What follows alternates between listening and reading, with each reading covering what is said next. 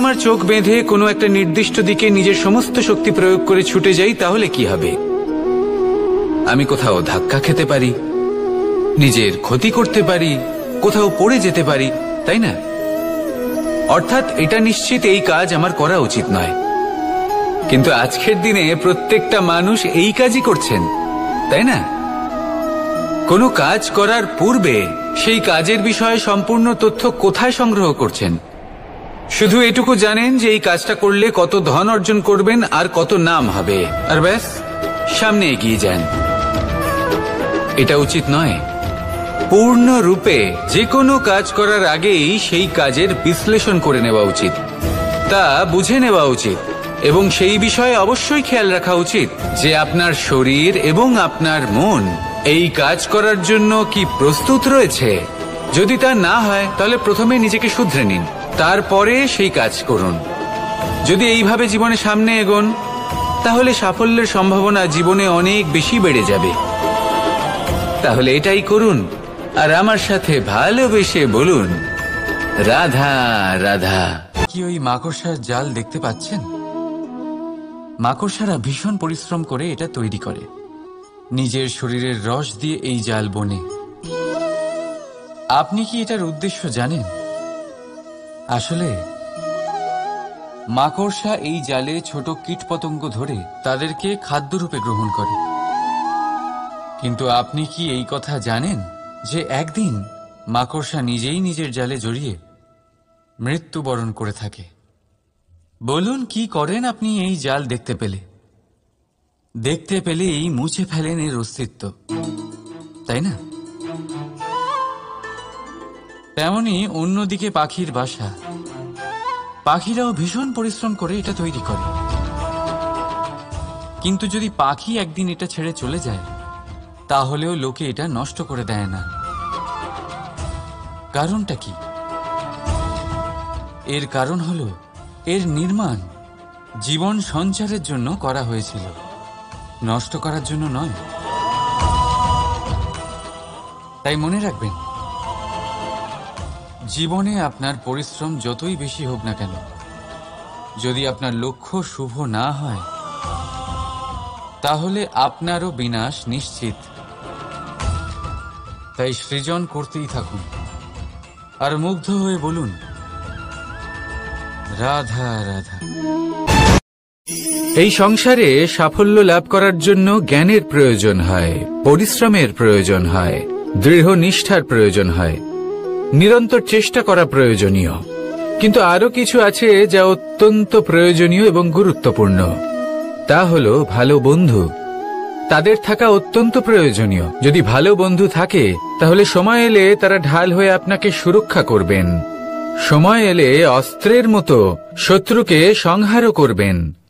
যদি তিনি জ্ঞানী হন, তাদের মধ্যে সদ্গুণ থাকে, তাহলে এই সব গুণ আপনার মধ্যেও প্রবেশ করবে।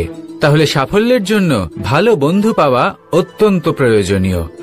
কিন্তু শুধু বন্ধু কেন, ভালো শত্রুও থাকা প্রয়োজনীয়। এবার আপনি ভাববেন, এ আমি কি বললাম? যদি আপনার জীবনেও ভালো অর্থাৎ শক্তিশালী শত্রু থাকে তাহলে আপনিও শক্তিশালী হতে থাকবেন। এই শত্রু আপনাকে প্রেরিত করবে আরো বেশি শক্তিশালী হয়ে ওঠার। কখনো কোনো হরিণকে দেখুন, তীব্র গতিতে দৌড়তে থাকে। কেন তীব্র গতিতে দৌড়য়? এই কারণে নয় যে কোথাও তার জন্য মধুর ঘাস অপেক্ষা করে রয়েছে, না।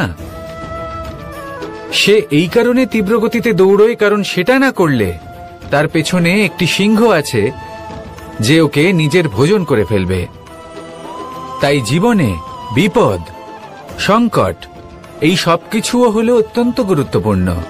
তার সম্মুখীন হতে শিখুন আর আমার সাথে ভালোবেসে বলুন, রাধা রাধা রাধা।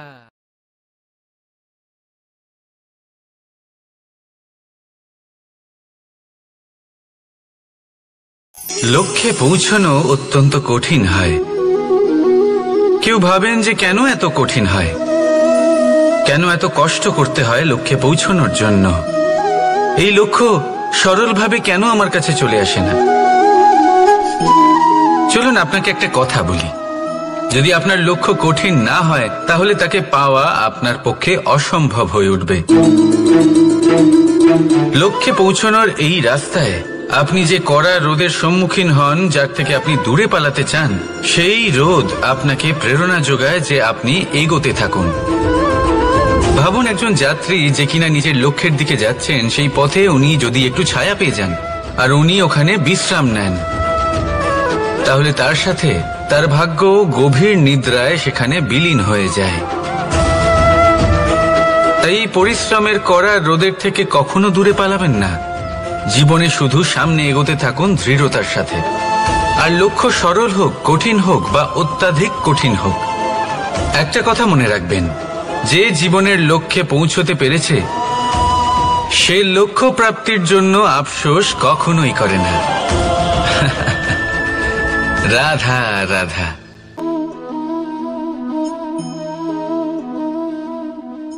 আপনার কি মনে হয় আমি কি করছি? আপনি বলবেন আমি প্রদীপ জ্বালাচ্ছি। সঠিক, কিন্তু প্রশ্ন হচ্ছে যে আমি কি আপনাকে বলেছি যে একে প্রদীপ বলা হয়? না। এই প্রদীপ কি নিজেই নিজের পরিচয় আপনাকে দিয়েছে? না। তাহলে আপনি কি করে জানলেন যে একে প্রদীপ বলা হয়?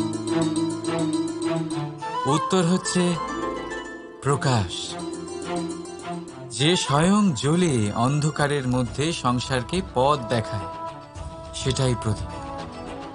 যা নিরাশার মাঝে আশার আলো প্রদর্শন করে, সেটাই প্রদীপ। অপর দিকে আছে সাপ, যাকে না দেখেও তার ফনার আওয়াজ শুনেই লোকে ভয় পেয়ে যায়। তার মানে ব্যক্তির পরিচয় তার কর্মের দ্বারা পাওয়া যায়। তাই আপনার এটা বলার প্রয়োজন নেই যে আপনার পরিচয় কি। এটা আপনার কর্মই নিশ্চিত করবে যে লোকে আপনাকে প্রদীপ ভেবে ভালোবাসবে নাকি সাপ ভেবে ভীত হয়ে থাকবে। রাধা রাধা। সময় কত বিচিত্র হয়। সময় আমাদের পক্ষে থাকলে আমরা নিজেদের রাজা মনে করে নিই, আর সেই সময় যদি বিপক্ষে চলে যায় তাহলে নিঃস্ব হতে সময় লাগে না।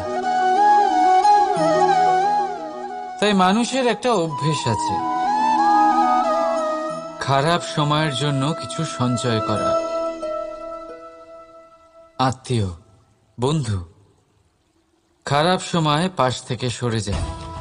যশ, মান প্রতিকূল সময় চিরস্থায়ী হয় না। তাই মানুষ মনে করে অর্থ সঞ্চয় করাই শ্রেয়।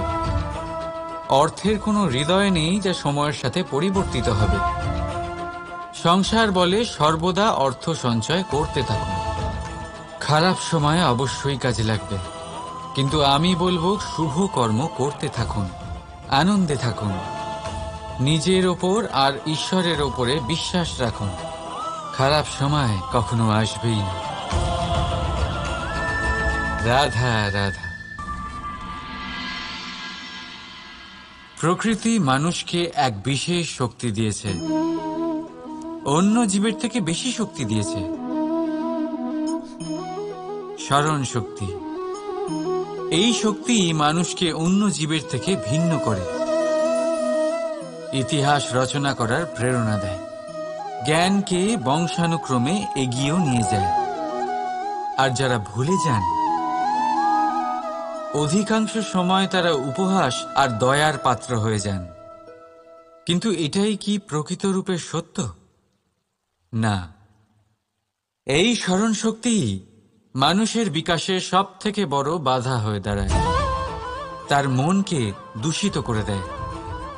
খারাপ অভিজ্ঞতা, কারোর করা বিশ্বাসঘাতকতা, কারোর কটাক্ষ বেশিরভাগ মানুষই ভুলতে পারেন না, আর তারপর প্রতিশোধ নিতে উদ্যত হন। প্রথমে সময় নষ্ট করেন প্রতিশোধের প্রস্তুতিতে, আর তারপর সময় নষ্ট করেন প্রতিশোধ নেওয়ার সুযোগ খুঁজতে। যদি সন্তুষ্টি পেতে চান, যদি জীবনে আনন্দ পেতে চান, তাহলে স্মরণ শক্তির সদ্ব্যবহার করুন। নিজের স্মরণ শক্তিকে চালনা করুন শুধুমাত্র ভালো কথা আর ভালো স্মৃতির দিকে। জীবনে আনন্দ পাবেন। রাধা রাধা।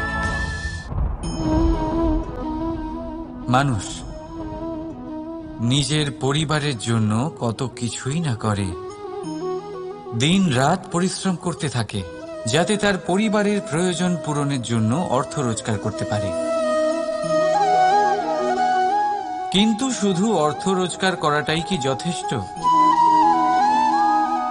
আপনি বলবেন হ্যাঁ, নিশ্চয়ই। অর্থ দিয়ে সব কিছু পাওয়া যায়, বিদ্যা পাওয়া যায়, বাড়ি পাওয়া যায়, ওষুধ পাওয়া যায়, আর কত কিছুই না পাওয়া যায়। এইসব একটা পর্যায় পর্যন্ত সঠিক, কিন্তু একটু মন দিয়ে ভেবে দেখুন, যখন কোনো শিশু অসুস্থ হয়ে পড়ে তখন সে ওই তিক্ত ওষুধ কেন খেয়ে নেয়? এই জন্য কারণ ওর পিতা সেই ওষুধ অর্থ দিয়ে কিনেছে? না, বরং এই জন্য কারণ তার পিতা যে তার সামনে দাঁড়িয়ে, তার ওপরে তার বিশ্বাস আছে। বিশ্বাস আছে যে উনি তার কিচ্ছু হতে দেবেন না। এই বিশ্বাস, এই সংস্কার, এই শিক্ষা কখনো অর্থ দিয়ে পাওয়া যায় না। এটা পাওয়া যায় সেই সময় থেকে যা মাতা পিতা তাদের সন্তানের সাথে কাটিয়েছেন। তাই জীবনে অর্থ অবশ্যই উপার্জন করুন, কিন্তু নিজের পরিবারকেও সময় দিন, আনন্দ পাবে। রাধা রাধা। বিরোধিতা এমন এক শব্দ যা শুনে আমরা সবাই ভয় পেতে থাকি। যদি কেউ আমাদের বিরোধিতা করে তা আমাদের সহ্য হয় না। আমরাও কারোর বিরোধিতা করে কোনো শত্রুতা করতে চাই না। এই ধরনের ভাবনা আমাদের মনে আসতেই থাকে। কিন্তু বিরোধিতা, এই শব্দ আপনার শান্তির জন্য, আপনার সুখের জন্য কতটা গুরুত্বপূর্ণ তা আপনারা জানেন না। তাই যদি কাল এসে কেউ আপনার বিরোধিতা করে, তখন সবার আগে নিজেকে যাচাই করুন। আপনি কি ভুল করেছেন? আপনার দোষ কি? নিজের মধ্যে কি ত্রুটি আছে সেটা বোঝার চেষ্টা করুন, নিজেকে সংশোধন করার চেষ্টা করুন, তারপর দেখুন বিরোধিতার এই আগুন আপনাকে স্বর্ণ থেকে কুন্দন বানিয়ে তুলবে। বলা হয় এই সংসারে খারাপ বেড়েই চলেছে, কিন্তু তার কারণ এ নয় যে খারাপ মানুষ বেড়ে চলেছে। তার কারণ হলো যে ভালো মানুষ, যাদের ভালো চিন্তা, ভালো বিচারধারা আছে, তারা খারাপের বিরোধিতা করতে পারে না। যদি আপনার সম্মুখে কোনো খারাপ কর্ম হয়, তাহলে তার বিরোধিতা করতে সংকোচ করবেন না, কারণ বিরোধিতার এই আগুন মন্দকে পিছুপা হতে অবশ্যই বাধ্য করে। রাধা রাধা। বিশ্বাস, জীবনে বিশ্বাস কতটা গুরুত্বপূর্ণ। একজন স্ত্রী তার স্বামীর হাত ধরে যে কোনো জায়গায় যেতে পারেন, এর কারণ হলো বিশ্বাস। তার নিজের স্বামীর ওপরে বিশ্বাস আছে। যখন একজন মা তার ছোট বাচ্চাকে কোলে তুলে হাওয়ায় ওঠায়, তখন সেই বাচ্চা ভয়ভীত হয়ে যায় না। তার কারণ হলো বিশ্বাস। তার বিশ্বাস আছে যে তার মা তার কিচ্ছু হতে দেবে না। এক বৈদ্যের দেওয়া ঔষধ সন্তান কিছু না বুঝে শুনেই খেয়ে ফেলে। সেই বৈদ্যের জ্ঞানের বিষয়ে তার কোনো ধারণাই থাকে না। শুধু নিজের পিতার উপরে বিশ্বাস আছে যে তার পিতা তাকে খারাপ কিছুই দেবে না। যখন এই সংসারের প্রতিটা বন্ধন বিশ্বাসের উপরে দাঁড়িয়ে আছে, তাহলে কেন এই বিশ্বাসকে আমরা জীবনে আনতে পারি না? আপনি নিজেই দেখুন, এই বিশ্বাস নিজের জীবনে এনে দেখুন, সবকিছু আরো সুন্দর হয়ে যাবে। তাই ভালোবেসে বলুন, রাধা রাধা।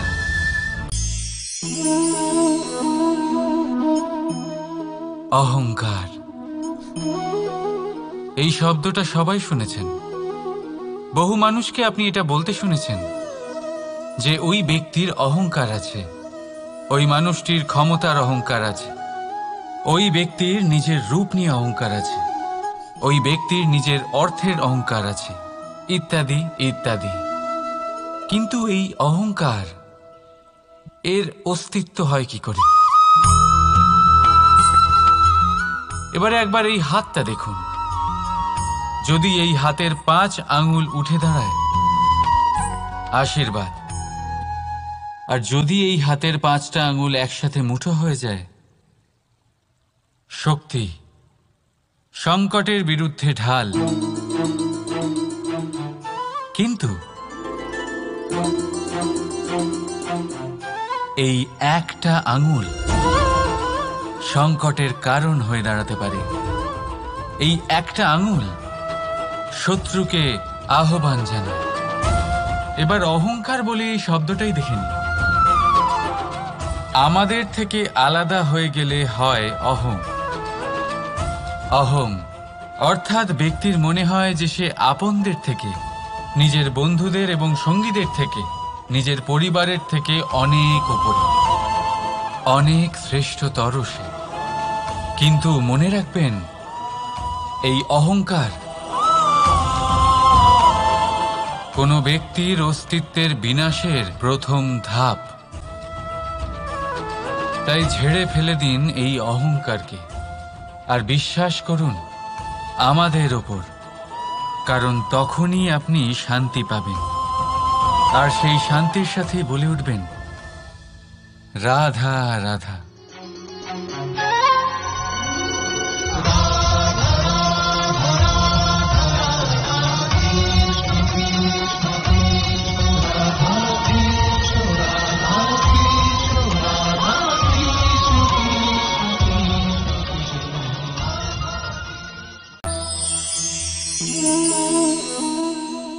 সাফল্য।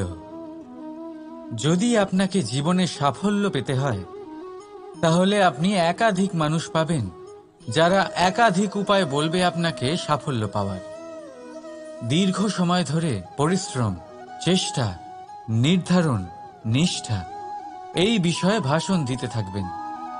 একাধিক রকমের উদাহরণ আপনার সামনে তুলে ধরবেন। কিন্তু আমার এটা মনে হয়, আমরা কেন সেই বিষয়ে কথা বলি না যা মানুষকে অসফল করে তোলে? শুধু দুটো ব্যাপার অসফল হওয়া নিশ্চিত করে। শুধু 2 ধরনের মানুষ বেশিরভাগ অসফল হন। প্রথম তারা যারা ভাবে অনেক কিছু কিন্তু কিছুই করে না। আর দ্বিতীয় তারা যারা অনেক কিছু করতে থাকে কিন্তু ভাবনা চিন্তা না করে। ভাবনা আর কর্ম, এদের মাঝে সামঞ্জস্য রাখা খুব জরুরি। যদি এটা থাকে, তাহলে জীবনে কখনো অসফল হবেন না। রাধা রাধা। আপনি অনেককে এই কথা নিশ্চয়ই বলতে শুনেছেন, এই ব্যক্তির দৃষ্টিতে দম্ভ আছে, এই ব্যক্তির চোখের ওপর অহংকারের পর্দা পড়ে আছে, ইত্যাদি ইত্যাদি। চলুন আমি আপনাকে একটা প্রশ্ন করছি। আপনি দেখেন কি দিয়ে? দৃষ্টি দিয়ে নাকি দৃষ্টিভঙ্গির সাহায্যে? ভাবুন। চিন্তায় পড়ে গেলেন নিশ্চয়ই। দৃষ্টি যে কোনো বস্তুর বা যে কোনো মানুষের শুধু বাইরের রূপটা দেখায়, যেখানে দৃষ্টিভঙ্গি আপনাকে সোজা আসল পরিচয়ের সাথে সাক্ষাৎ করায়। উদাহরণ হিসেবে চন্দ্র। চন্দ্র আমরা সবাই দেখেছি। বহু মানুষ আছেন যাদের চন্দ্র অত্যন্ত সুন্দর লাগে। আবার কিছু মানুষ এমনও আছেন যারা এই চন্দ্রের মধ্যেই দাগ খুঁজে বার করেন। এই হলো দৃষ্টিভঙ্গি। যদি নিজের দৃষ্টিভঙ্গিতে প্রেম রাখেন, ভালোবাসা রাখেন, সম্ভ্রম রাখেন, তাহলে তার বদলে আপনিও প্রেম আর সম্মান অবশ্যই পাবেন। এবারে দেখুন, যে জল দিয়ে ঈশ্বরের মূর্তি ধোয়া হয় তাকে চরণামৃত বলা হয়। এটার কারণ দৃষ্টিভঙ্গি। এখন আপনি পাথরকে ভগবান ভেবে পুজো করবেন, নাকি ভগবানকে পাথর ভেবে পরিত্যাগ করবেন? সিদ্ধান্ত আপনার, কিন্তু এই সিদ্ধান্ত নির্ভর করে আপনার দৃষ্টিভঙ্গির ওপর। তাই নিজের দৃষ্টিভঙ্গি শুভ রাখুন, নিজের দৃষ্টিভঙ্গিতে ভালোবাসা রাখুন, আর আনন্দে বলুন রাধা রাধা। বড় বড় রাজমহলের বড় বড় ইমারতের চূড়া কত সুন্দর হয়, কিন্তু আপনি কি কখনো এই বিষয়ে ভেবেছেন যে এই সুন্দর চূড়ায় পৌঁছতে গেলে আপনাকে পৃথিবীতে পাপ ফেলতেই হবে? সেই সুন্দর চূড়ায় পৌঁছে দীপ্তি পাওয়ার জন্য আপনাকে একটা কঠিন পথ অবলম্বন করতেই হবে। যদি আপনি কোনো কঠিন পথে না গিয়ে এই পৃথিবীর সাহায্য ছাড়াই শুধু উচ্চতার দিকে অগ্রসর হতে থাকেন, তাহলে সর্বদা অসফল হবেন। সেই জন্য নিজের স্বপ্ন পূরণের এই যাত্রাতে নিজের পথ কখনোই হারাবেন না, নিজের পথ থেকে সরবেন না। যদি এমন করেন তাহলে তো আপনার স্বপ্ন পূরণ হবেই না, তার সাথে আপনি নিজের পথও হারাবেন। রাধা রাধা। কৌতুক অর্থাৎ হাসি, এটা জীবনে কতটা গুরুত্বপূর্ণ। আমরা সর্বদাই হাসতে চাই, আমরা সর্বদা অন্যের মুখে এই হাসি দেখতে চাই। কিন্তু এই কৌতুক অনেক প্রকারের হয়, আর এই কৌতুকের ভিত্তি কি সেটাও খুব গুরুত্বপূর্ণ। কৌতুক কেবল তখনই পাবেন যখন তা শুদ্ধ মন থেকে আসবে। কৌতুক তখনই পাবেন যখন তা সামনের জনকেও হাসিয়ে তার কষ্ট হরণ করবে। এবারে যদি কৌতুক হিংসার থেকে বেরোয়, তখন তা কটাক্ষ হয়ে যায়, সামনের মানুষের মনে আঘাত করে। তারপরে সে তৈরি থাকে যে কখন আপনার উপরে আবার প্রহার করতে পারবে। তাই যদি হাস্য কাউকে ছোট করার জন্য হয়, তা হাস্য নয়, উপহাস হয়ে যায়। আর তা সামনের জনকে আনন্দ নয়, শুধু অপমান দেবে। আর অপমানিত ব্যক্তির মন তিক্ত হয়ে থাকে। তাই মনে রাখবেন যে এই কৌতুক যেন কৌতুকই থাকে, তা উপহাস বা কটাক্ষ না হয়ে যায়। রাধা রাধা। যা আপনি করতে পারবেন না, কিন্তু এই মন কি? এটা বোঝানো যায় দুটো শব্দের মাধ্যমে, দুটো সহজ শব্দ। প্রথম, একজন কুশল সেবক। দ্বিতীয়, একজন সংকটপ্রবণ মালিক। যদি আপনার এই মন আপনার নিয়ন্ত্রণে থাকে, তাহলে সে হলো আপনার সেবক। তাই আপনার অস্তিত্ব আছে। কিন্তু যদি আপনার মন আপনার কর্মের ওপরে নিয়ন্ত্রণ করে, তাহলে এই মন আপনার মালিক, আর তখন আপনার বিনাশ নিশ্চিত। তাই নিজের এই মনকে নিয়ন্ত্রণে রাখুন, কিন্তু ভালোবেসে। আসুন আমার সাথে আনন্দে বলুন রাধা রাধা। এই সূঁচ দেখতে পাচ্ছেন আপনি? এটা শুদ্ধ লোহা দিয়ে তৈরি, বস্ত্র সেলাই করার কাজে লাগে, অস্ত্রোপচারে কাজে লাগে। কিন্তু আপনি কি কখনো ভেবে দেখেছেন এই সূঁচ কিভাবে তৈরি হয়? লোহার এক বড় অংশকে পিটিয়ে পিটিয়ে টেনে টেনে তাকে পাতলা বানানো হয়। এরপরেই আমরা পেয়ে থাকি সূচ। ভাবুন, যদি লোহার টুকরোতে অনর্গল প্রহার করার ফলে একটা লোহার টুকরো সূচে পরিণত হয়, তাহলে আমাদের জীবনে অনর্গল চেষ্টা করার ফলে জীবনের সমস্ত অংশকে আমরা কত প্রভাবশালী কাজে পরিণত করতে পারি। শুধু প্রয়োজন দৃঢ় নিশ্চয়তা। তাহলে আসুন আমার সাথে ভালোবেসে বলুন, রাধা রাধা। জীবনে আপনি এরকম মানুষও দেখবেন যারা এটা বলে, ভাবে, নিজেকেও বলে যে উনি সেই এমন ব্যক্তি যার মতো আমি হতে চাই। ঠিক আছে, কারোর থেকে প্রেরণা নেওয়াটা কোনো ভুল নয়, কিন্তু কখনো কখনো এই প্রেরণা গুরুত্বহীন হয়ে যায় আর আমরা শুরু করে দিই সেই ব্যক্তিকে নকল করতে। এখানেই থেমে যায় আমাদের উন্নতি। এবারে দেখুন, সংসারে শত কোটি রঙের ফুল আছে, কিন্তু তারা কখনো একে অপরকে নকল করে না। নকল করে না তাদের রং, নকল করে না তাদের সুগন্ধ। তাহলে আমরা করি কেন? প্রতিটা ব্যক্তির মধ্যে কোনো না কোনো প্রতিভা অবশ্যই থাকে, যা ফুটিয়ে তোলার সঠিক সময়ও আমাদের কাছে থাকে। কিন্তু সেই মানুষ সেই প্রতিভা নির্মাণ করার পরিবর্তে সময় নষ্ট করে অন্য কারোর মতো হওয়ার জন্য, কাউকে নকল করার জন্য। এটা করবেন না। সময়কে ব্যবহার করুন নিজের অস্তিত্ব নির্মাণ করার জন্য, কারণ কারোর ছায়া হওয়ার থেকে ভালো আপনি কারোর জন্য প্রেরণা হয়ে উঠুন। রাধা রাধা।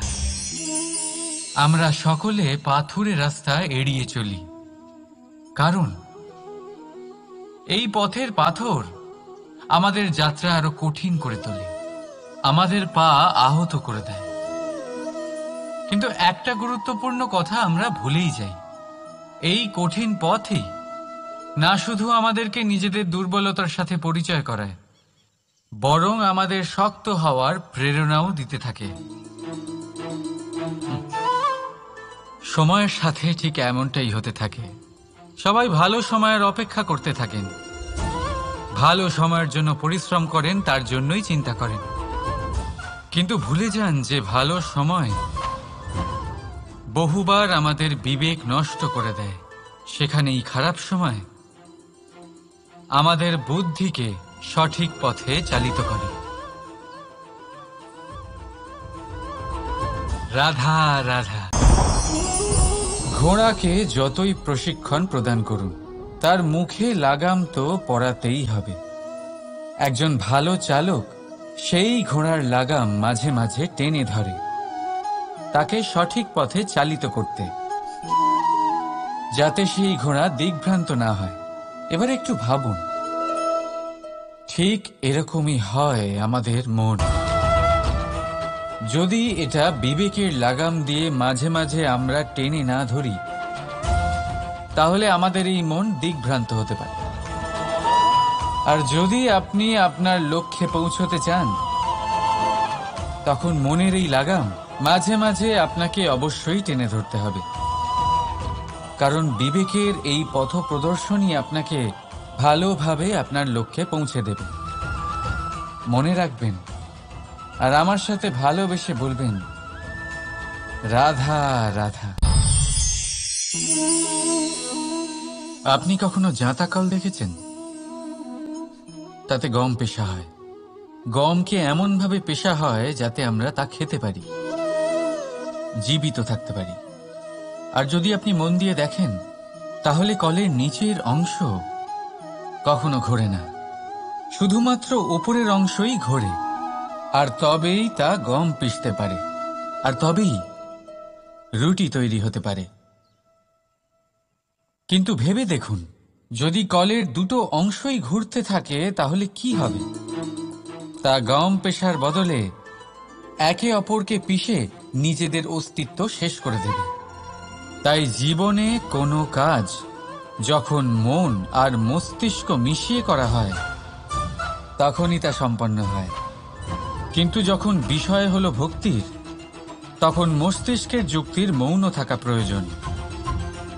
আর যখন বিষয় হলো কর্ম আর ন্যায়ের, তখন মনের আবেগের মৌন থাকা প্রয়োজন। তাই মন আর মস্তিষ্কের এই সম্মিলনে সতর্ক থাকবেন।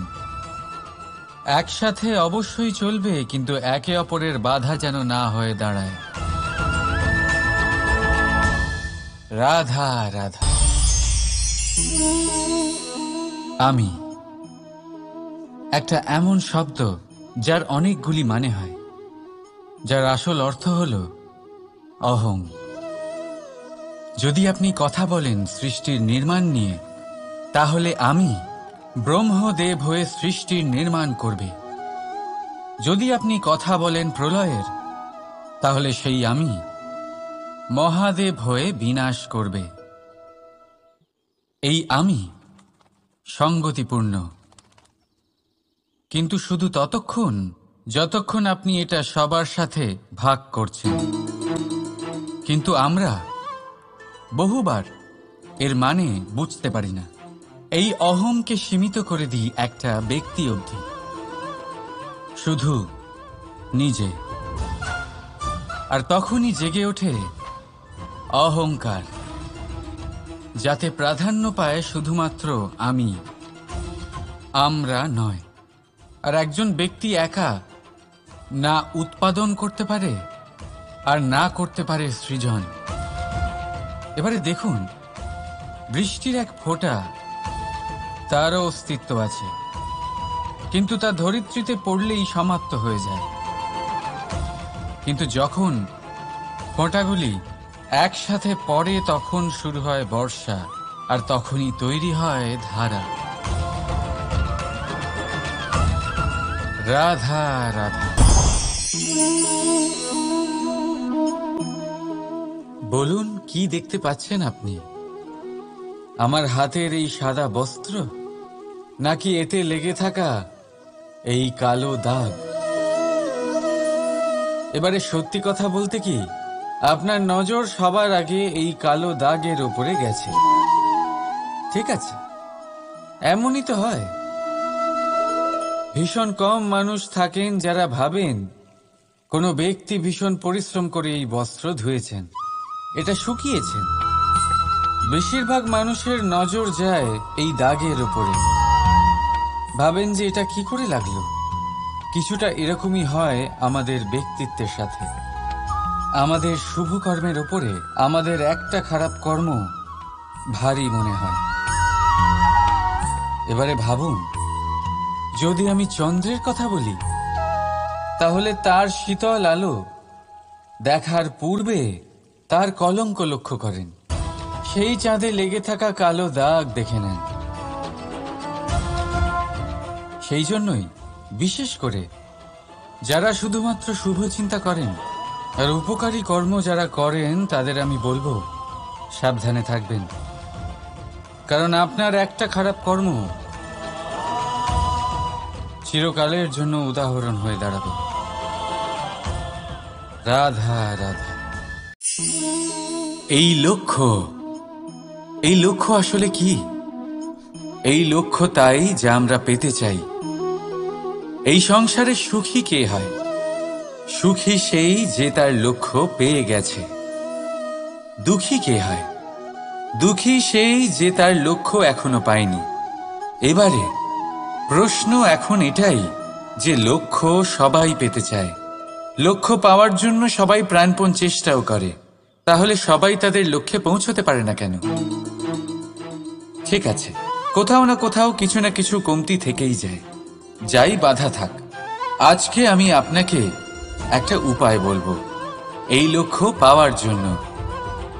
একটা কাগজ নিন, তাতে একটা চিহ্ন বানান, সেটাই হবে আপনার লক্ষ্য।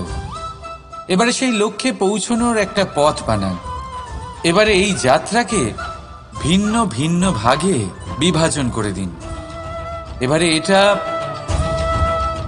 এটা হলো আপনার পরিকল্পনা। এবার এই পরিকল্পনা ক্রমানুসারে আপনি পালন করতে থাকুন, এটাই হবে আপনার চেষ্টা। এবার এইভাবে যদি আপনি চেষ্টা করতে থাকেন, যাই আপনার কল্পনা হোক না কেন তা বাস্তব অবশ্যই হবে। তাহলে এই কল্পনাকে বাস্তবে রূপান্তরিত করুন, এইভাবেই নিজের পরিকল্পনা পালন করতে থাকুন। আপনার যাই কল্পনা থাকুক বা যাই লক্ষ্য থাকুক, তা বাস্তবে পরিণত হয়ে আপনার হাতে অবশ্যই আসবে। রাধা রাধা। মোহ। শাস্ত্রে লেখা আছে যে মোহ শুধু সেই ব্যক্তিকেই নয়, বরং সেই আরেক ব্যক্তিকেও বিনাশ করে দেয় যার ওপরে সেই মোহ আছে। এবারে লোকে কি করেন, এই শাস্ত্রে লেখা কথাগুলি শুধু শাব্দিক অর্থে নেন। এই মোহ দেখুন, এটা শুভও হতে পারে, শুধু এর রূপ ভিন্ন ভিন্ন হয়। এটা ভালো করে বুঝতে হবে। এবারে মোহ যদি কোনো বস্তুর উপরে থাকে তাহলে তা লালসা হয়ে যায়। মোহ কোনো বিশেষ ব্যক্তির উপরে হয়ে গেলে তা প্রেম নয়, আকর্ষণ হয়ে যায়। মোহ কোনো চাহিদার উপরে হয়ে গেলে তা বাসনা হয়ে যায়। মোহ বিজয়ের উপরে হয়ে গেলে তা কুণ্ঠা হয়ে যায়। মোহ নিজের সংস্কৃতির উপরে হলে আপনাকে সংস্কৃতির রক্ষক বানায়। যদি এই মোহ নিজের গুণের উপরে হয়, তাহলে সেই শিল্প দ্বারা আপনি এই সংসারে অদ্ভুত সব কাজ করতে পারবেন। এবারে এটা আপনার উপরে নির্ভরশীল যে এই মোহকে আপনি সৃজনের আধার বানাতে চাইবেন নাকি বিনাশের অস্ত্র বানাতে চাইবেন। ভেবে দেখুন, সিদ্ধান্ত আপনার। রাধা রাধা। বাবার এক মিত্র ছিলেন, বড়ই দুঃখী ছিলেন, বিপদে পড়েছিলেন। কি করবেন? ব্যবসা ভালোভাবে চলছিল না, বাড়িতে শান্তি ছিল না, সমস্ত জায়গায় ক্ষতি হচ্ছিল। তাই উনি একজন জ্যোতিষীকে দেখালেন। জ্যোতিষী বললেন, আপনার যে বাড়ি আছে সেটা আপনার জন্য অশুভ, আপনার এই বাড়ি পাল্টে ফেলুন। উনি বাড়ি পাল্টে ফেললেন, তবুও ওনার সমস্যার সমাধান হলো না। তারপর একজন জ্ঞানী ব্যক্তি ওনাকে বললেন যে আপনার জামা কাপড়ের যে রং সেটা বিপদকে আমন্ত্রণ জানাচ্ছে, এই জামা কাপড়গুলিকে পাল্টে ফেলুন। উনি সেগুলো পাল্টে ফেললেন, তাও সমস্যার সমাধান হলো না। আবার একজন জ্ঞানী ব্যক্তি বললেন যে আপনার আশেপাশে যে মানুষজন রয়েছে তারা এটা চায় না যে আপনি সফল হন, তারা আপনার ক্ষতি চায়, তাদের সাথে সমস্ত সম্পর্ক ভেঙে ফেলুন। তো উনি সম্পর্ক ভেঙে ফেললেন, কিন্তু তাতেও ওনার জীবনে কোনো পরিবর্তন এলো না। তার মানে তিনি বাড়ি পাল্টালেন, জামা কাপড় পাল্টালেন, সম্পর্ক পাল্টালেন, যেটা পাল্টালেন না তা হলো স্বভাব। এই যে স্বভাব, এটা অত্যন্ত গুরুত্বপূর্ণ। এই স্বভাবই আপনার ব্যক্তিত্ব তৈরি করে। তাই নিজের স্বভাব শুধরে ফেলুন, তাতে ভালো পরিবর্তন আনুন, সব কিছু ভালোই হবে। রাধা রাধা। ক্রোধ।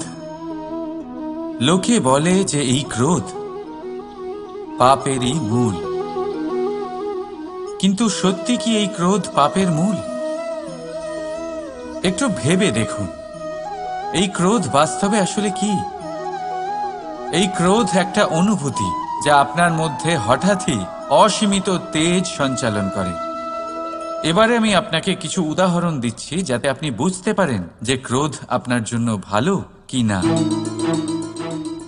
যদি কারোর সাথে অন্যায় হয় আর এটা দেখে আপনার ক্রোধ হয়, আর এই ক্রোধ আপনাকে তার সাহায্য করতে প্রেরণা যোগায়, তাহলে এই ক্রোধ অবশ্যই ভালো।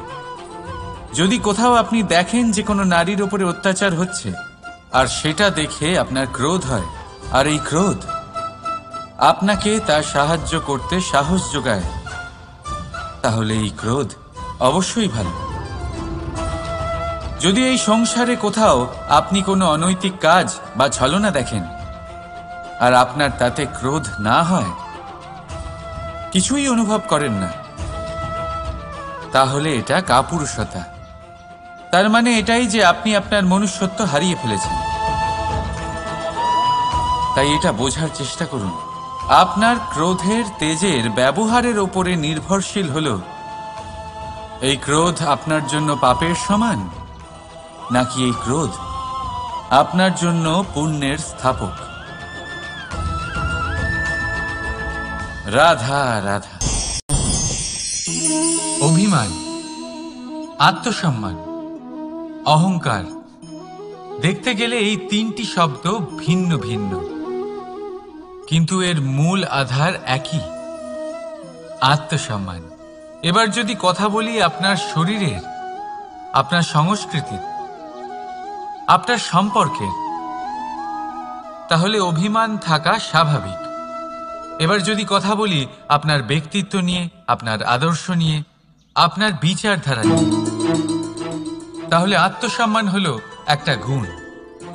যদি এইভাবে বলা হয় যে আমি এই কার্য কারোর সাহায্য ছাড়া, সহযোগিতা ছাড়াও করতে পারি, তাহলে এটা আত্মসম্মান, আর এটা সঠিক।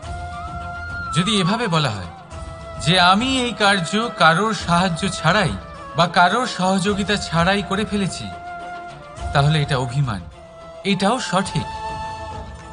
কিন্তু এই কার্য শুধুমাত্র আমিই করতে পারি আর কেউ নয়, এটা অহংকার। তাহলে এই শব্দ এবং তার অর্থ বোঝার চেষ্টা করুন, জীবন ধারণের এক নতুন পথ খুঁজে পাবেন। রাধা রাধা। সংসারে প্রত্যেক ব্যক্তি কোনো না কোনো রূপে ঈশ্বরকে মানে, কেউ মূর্তি রূপে, তো কেউ তত্ত্ব রূপে, কেউ ভাবনা রূপে, আবার কেউ স্বভাব রূপে। কেউ নিজের মধ্যে পরমাত্মা খোঁজে, আবার কেউ অন্যের মধ্যে। কারোর কাছে জ্ঞানই পরমাত্মা। সংসারে প্রত্যেক মানুষই কোনো না কোনো রূপে তার ঈশ্বরকে পেয়েই যান। কিন্তু একটা কথা বলবো, ঈশ্বর প্রথমেই নিজের একটা স্বরূপ পৃথিবীতে আপনার কাছে পাঠিয়ে দিয়েছেন। সেই স্বরূপ হলো আপনার মাতা, আপনার মা। সেই মা যিনি আপনাকে জন্ম দিয়েছেন, আপনাকে বাঁচতে শিখিয়েছেন, আপনাকে সংস্কার দিয়েছেন। যদি আপনি কখনো কোনো অনুচিত পথে অগ্রসর হয়েছেন, তখন তিরস্কার করে আপনাকে সঠিক পথে এনেছেন। যদি আপনি এই সংসারে অসফল হয়েছেন, তখন তার আঁচলের উষ্ণতা দিয়ে আপনাকে আশ্বাস জুগিয়েছেন। সেই সমস্ত কাজ করেন এই মা, যা ঈশ্বরও করেন।